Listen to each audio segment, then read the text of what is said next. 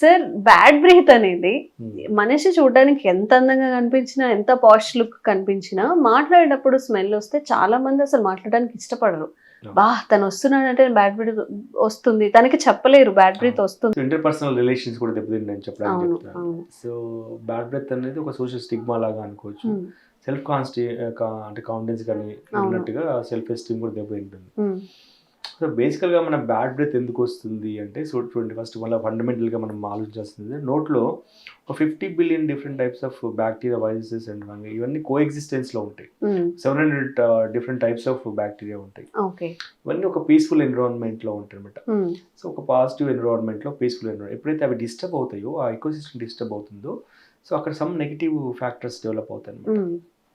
So ఇది బేసిక్గా ఫండమెంటల్గా మనం అనుకున్న తర్వాత, సో బ్యాడ్ బ్రెత్ అనేది లోకలైజ్డ్ రీజన్స్ అంటే సరిగ్గా బ్రషింగ్ చేసుకోకపోవడం వల్ల, Hmm. ఎస్పెషల్లీ బాగా జంక్ ఫుడ్ తినేవాళ్ళు, high rich carbohydrate rich food తినేవాళ్ళలో ఓకే. కూడా ఈ బ్యాడ్ బ్రెత్ చాలా చూస్తుంటాం. Hmm. సో ఎక్కువైతే సరిగ్గా మార్నింగ్ అండ్ నైట్ బ్రషింగ్ చేసుకోవడము సరిగ్గా చేసుకోకపోవడం,